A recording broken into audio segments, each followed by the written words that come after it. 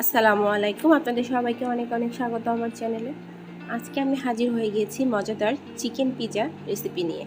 আমি আজকে চেষ্টা করেছি পিৎজাটাকে কিভাবে পারফেক্টলি আমরা ঘরে তৈরি করে নিতে পারি, তার সব ধরনের সহজ টিপস অ্যান্ড ট্রিক্স সহ আমি কিভাবে আপনাদের দেখিয়ে দিব সেটাই সর্বোচ্চ চেষ্টা করেছি। তাহলে চলুন দেখে নিই আমি কিভাবে তৈরি করেছি আজকের এই সুস্বাদু মজাদার একদম পারফেক্ট পিৎজা রেসিপি।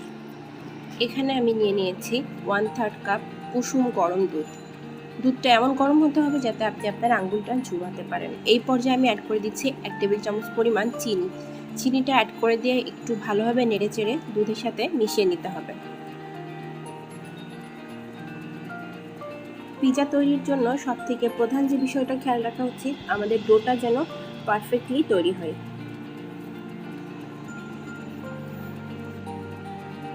এই পর্যায়ে আমি অ্যাড করে দিচ্ছি 1 টেবিল চামচ পরিমাণ শুকনা ইস্টটা অ্যাড করে দিয়ে এটাকে আমি 15 থেকে 20 মিনিটের জন্য গরম স্থানে এভাবে ঢেকে দিলে আমাদের ইস্টটা রেডি হচ্ছে। আমরা আমাদের পিৎজার টপিংটা তৈরি করে নিব। এখানে আমি নিয়ে নিয়েছি মুরগির বুকের মাংস 1 কাপ পরিমাণ, যেটাকে আমি ছোট ছোট স্লাইস করে কেটে নিয়েছি। আর আমি এখানে অবশ্যই হাড় ছাড়া মাংস ব্যবহার করছি।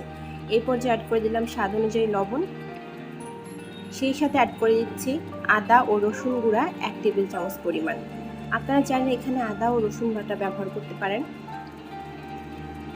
এখানে আমি অ্যাড করে দিচ্ছি শুকনো মরিচ গুঁড়া 1 চা চামচ, ধনিয়া গুঁড়া 1/2 চা চামচ এবং গরম মশলা গুঁড়া 1/2 চা চামচ। আপনারা আপনাদের পছন্দ অনুযায়ী মশলা ব্যবহার করতে পারেন, চাইলে এখানে গোলমরিচের গুঁড়াও ব্যবহার করে যাবেন।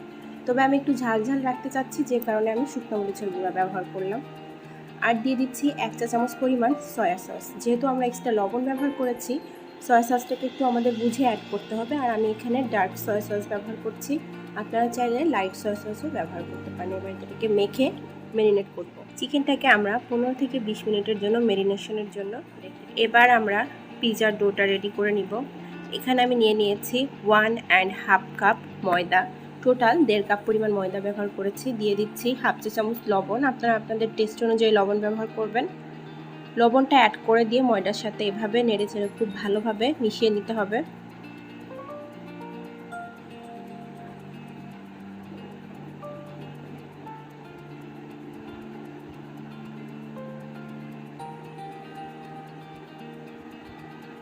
লবণটা যখন ভালোভাবে মিশে যাবে, এই পর্যায়ে আমি অ্যাড করে দিচ্ছি 1/3 কাপ পরিমাণ তেল। আমি এখানে সয়াবিন তেল ব্যবহার করেছি।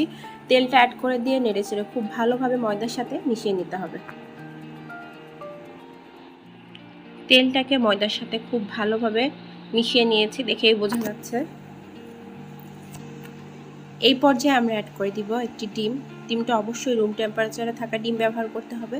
ফ্রিজে থাকলে ডিমটা অন্তত 1 ঘন্টা আগে বাইরে বের করে রাখতে হবে। ডিমটাকে দিয়ে আটার সাথে খুব ভালোভাবে একটু মাখিয়ে নিতে হবে। এভাবে হাত দিয়ে চেপে চেপে ভালোভাবে আমি ডোটা মেখে নিচ্ছি। এই পর্যায়ে সেই যে আমরা ইস্টটা অ্যাক্টিভ হতে রেখেছিলাম, সেই লিকুইডটা ময়দার মধ্যে ঢেলে দিব। এবার ময়দার সাথে এই লিকুইডটাকে খুব ভালোভাবে হাত দিয়ে চেপে চেপে মেখে সুন্দর একটা ডো তৈরি করে নিতে হবে। খেয়াল রাখতে হবে খুব ভালোভাবে মাখতে হবে। কমপক্ষে 10 থেকে 12 মিনিটের জন্য এভাবে হাত দিয়ে চেপে চেপে আমাদের ডোটাকে মেখে নিতে হবে।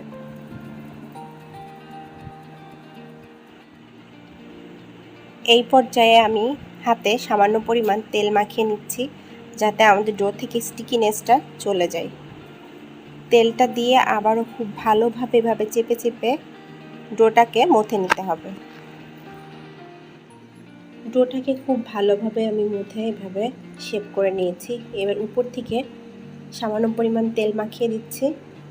এবার এটাকে ঢেকে কমপক্ষে 1 ঘন্টার জন্য রেস্ট হতে দিব, যতক্ষণ না এটা ফুলে ডাবল হচ্ছে।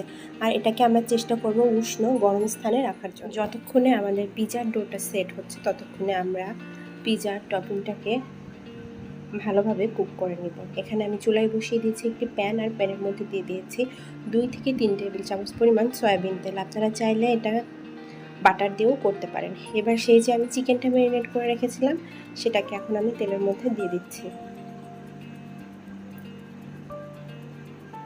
চুলার আঁচটাকে মিডিয়াম লো রেখে খুব ভালোভাবে এটাকে আমরা কুক করে নিব যতক্ষণ না পর্যন্ত আমাদের চিকেনের পানিটা শুকাচ্ছে এবং চিকেনটা ভালোভাবে কুক হচ্ছে। এভাবে নেড়েচেড়ে আমাদের এটাকে ভেজে নিতে হবে।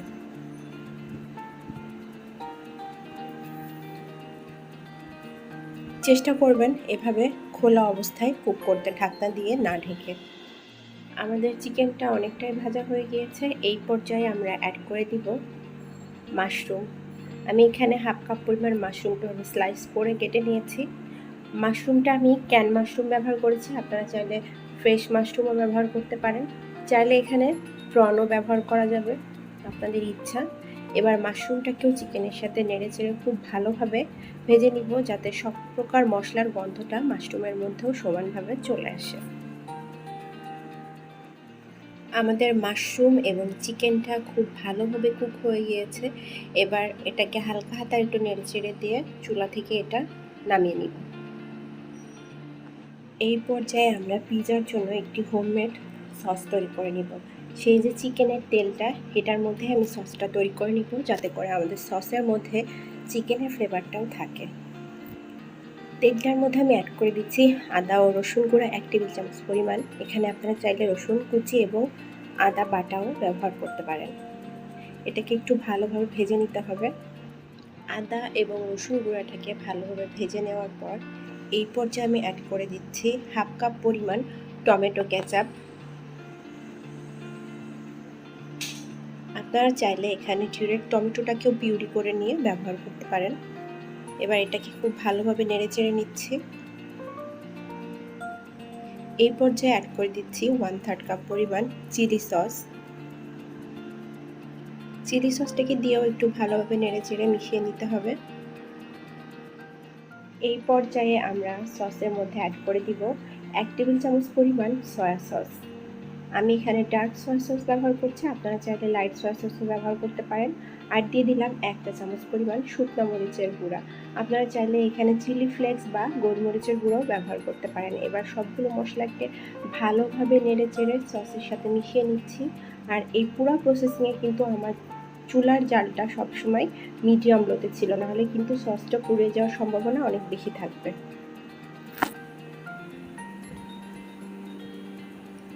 এভাবে ভালোভাবে নেড়েচেড়ে নিতে হবে। এই পর্যায়ে আমরা অ্যাড করে দিব অরিগ্যানো। আমি এখানে 1 চা চামচ পরিমাণ অরিগ্যানো অ্যাড করে দিলাম। পিৎজা সসের মধ্যে অরিগ্যানো অ্যাড করলে খুব সুন্দর একটা ফ্লেভার পাবেন, একদম ঠিক যেন দোকানের পিৎজার সসের মতো। ব্যাস, রেডি হয়ে গেল আমাদের। 1 ঘন্টা পর আমরা ফিরে এলাম আমাদের পিৎজার ডোতে। দেখুন কিভাবে ডাবল হয়ে গিয়েছে। এভাবে হাত দিয়ে এরকম একটা পাঞ্চ করে ভিতর থেকে এয়ারটাকে বের করে নিতে হবে। এবার হাত দিয়ে চেপে চেপে আর একটু ভালোভাবে মথে নিতে হবে।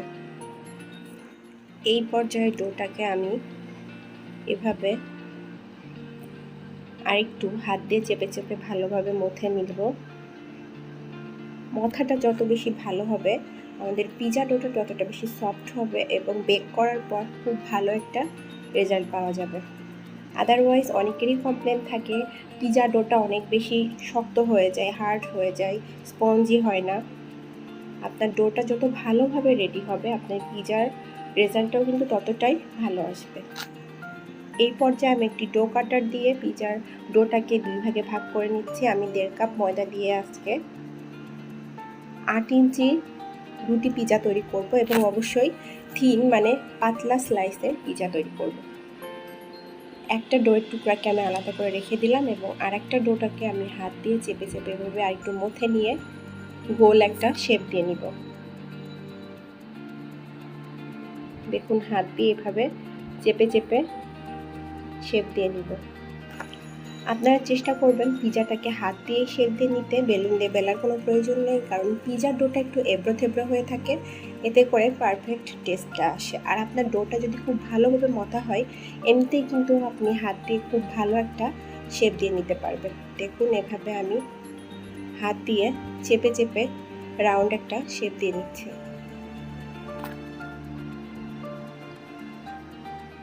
এখানে আমি নিয়ে নিচ্ছি 8 ইঞ্চি পরিমাণ একটি পিৎজার ট্রে। এবার এটার মধ্যে আমি একটু তেল দিয়ে ভালোভাবে ব্রাশ করে নিচ্ছি। আপনারা চাইলে এখানে কিছুটা পরিমাণ ময়দাও ছিটিয়ে নিতে পারেন, তবে আমি আজকে তেল দিয়েই ট্রেটাকে ভালোভাবে ব্রাশ করে নিচ্ছি। এতে করে আমাদের পিজা ডোটা এটার সাথে স্টিকিনেস হয়ে এটা থাকবে না।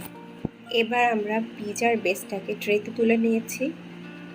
ঠিক আমি যেভাবে দেখাচ্ছি এভাবে হাত দিয়ে চেপে চেপে পুরা ডোটাকে প্লেটের উপর সুন্দরভাবে ছড়িয়ে দিতে হবে।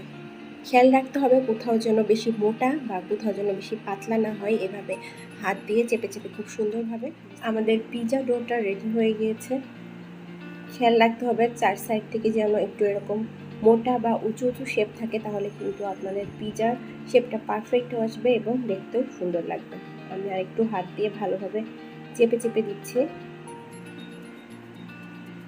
এই পর্যায়ে একটা কাঁটা চামচের সাহায্যে এভাবে আমি ছিদ্র ছিদ্র করে দিচ্ছি, যাতে করে যখন আমরা ওভেনে বেক হতে দিব কোনো ধরনের বাবলস যেন তৈরি না হয়, খুব সুন্দরভাবে যাতে এটা বেক হয়। ব্যাস রেডি হয়ে গেল আমাদের পিজা ডো। এবার আমরা যে পিজা সসটা তৈরি করেছিলাম ওটাকে আমরা ডোর উপরে খুব সুন্দরভাবে ছড়িয়ে দিব। আপনারা চাইলে দোকান থেকে কেনা রেডিমেড পিজা সসও ব্যবহার করতে পারেন, তবে আমি চেষ্টা করেছি ঘরে থাকা উপকরণ দিয়ে কীভাবে আমরা মজাদার পিজা তৈরি করতে পারি সেটা দেখানোর। ভালোভাবে এভাবে সসটা মিশিয়ে দিব। আমরা পিজার সসটাকে খুব ভালোভাবে এভাবে ছড়িয়ে দিয়েছি। এই পর্যায়ে উপর থেকে আমি দিয়ে দিব মজেরাল চিজ, যেটাকে আমি আগে থেকে গ্রেট করে রেখেছিলাম। পিজার পারফেক্ট টেস্ট পেতে হলে চেষ্টা করবেন ডাবল লেয়ারের চিজ ব্যবহার করতে। এতে করে আপনাদের পিজার টেস্টটা একদম পারফেক্ট আসবে, পিজা ডোটা অনেক বেশি স্মুথ থাকবে।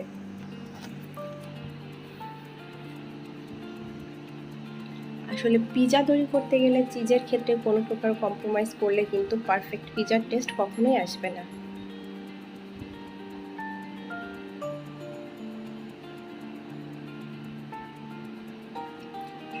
চিজটাকে দেওয়ার পর এবার আমি সেই যে চিকেন আর মাশরুমের টপিং করে রেখেছিলাম ওটাকে উপর থেকে খুব ভালোভাবে ছড়িয়ে দিব। আপনারা কী ধরনের টপিং ব্যবহার করবেন সেটা টোটালি আপনাদের উপর ডিপেন্ড করে। চাইলে আপনারা এখানে বিফ অথবা শুধু মাশরুম বা প্রন বা শুধু ভেজ ব্যবহার করতে পারেন।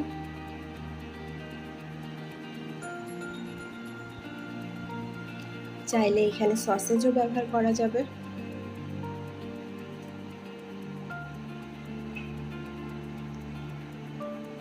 এই পর্যায়ে আমরা উপর থেকে দিয়ে দিব সবুজ ও লাল ক্যাপসিকাম, যেটাকে আমি আগে থেকে টুকরা করে কেটে রেখেছিলাম।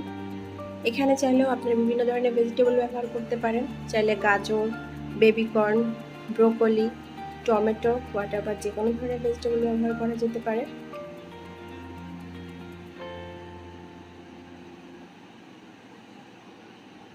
এবার আমি উপর থেকে দিয়ে দিচ্ছি কয়েকটি পেঁয়াজ স্লাইস। এটা অপশনাল, তবে এটা দিলে আপনার পিজার টপিংটা খুব বেশি শুকিয়ে যাবে না বা ড্রাই হয়ে যাবে না, ভেজা ভেজা থাকবে। পিজাটাকে খাওয়ার সময় ভালো লাগবে খেতে।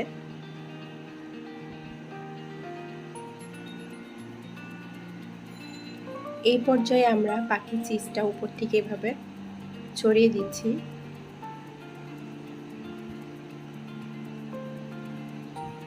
চেষ্টা করবেন 8 ইঞ্চির একটি পিজার জন্য মিনিমাম 200 গ্রাম পরিমাণ মোজারেলা চিজ ব্যবহার করতে। এতে করে আপনাদের পিজাতে চিজের পরিমাণটা একদম পারফেক্ট হবে। এবার আমি হাত দিয়ে এইভাবে চেপে চেপে জিনিসটাকে সুন্দরভাবে সেট করে দিচ্ছি।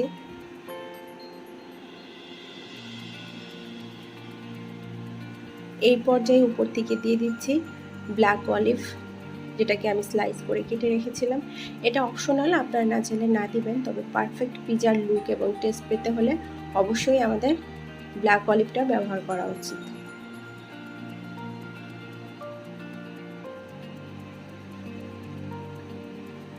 এবার আমি উপর থেকে ছড়িয়ে দিচ্ছি অরিগানো। পারফেক্ট পিজার স্মেল বা টেস্ট পেতে হলে অরিগানোর কোনো বিকল্প নয়। আর কারো কাছে যদি অরিগানো না থাকে, মিক্সড হার্ব থাকে, সেটাও কিন্তু আপনারা এখানে ব্যবহার করতে পারেন। এখানে আমি একটি ডিম এবং 2 টেবিল চামচ পরিমাণ দুধের একটি লিকুইড তৈরি করে রেখেছি। এটাকে আমি এবার পিজার 4 সাইড দিয়ে সুন্দরভাবে ব্রাশ করে দিব, এতে করে আমাদের পিজার ডোটাতে। এবার আমরা পিজাটাকে 200 ডিগ্রি সেন্টিগ্রেডে 10 মিনিটের জন্য বেক করে নিই। ব্যাস, আমাদের পিজা রেডি হয়ে গেল। দেখুন কতটা ইয়ামি এবং পারফেক্ট লুক এসেছে আমাদের পিজাটার।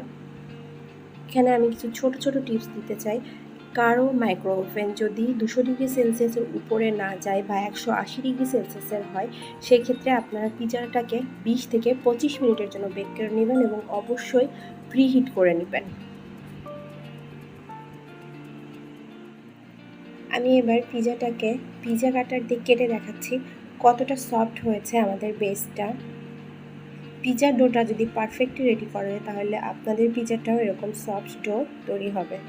আর ডোটা যদি পারফেক্টলি না হয় তাহলে পিজার যে বেসটা এটা অনেক বেশি হার্ডি মনে হয়। ব্যাস, রেডি হয়ে গেল আমাদের সুস্বাদু মজাদার চিকেন পিজা। দেখুন কতটা সফট হয়েছে আমাদের ডোটা। আপনারা চাইলে কিন্তু এটা চুলাতেও বেক করে নিতে পারেন। সেই ক্ষেত্রে আপনাদের 20 থেকে 25 মিনিট সময় লাগবে এবং অবশ্যই লো ফ্লেমে করতে হবে। আর আমার আজকের রেসিপিটি যদি ভালো লেগে থাকে অবশ্যই আমার চ্যানেলটি সাবস্ক্রাইব করুন, কমেন্টস করুন, লাইক করুন আর শেয়ার করুন। এভাবেই পাশে থাকুন। সবাইকে অনেক অনেক ধন্যবাদ। আসসালামু আলাইকুম।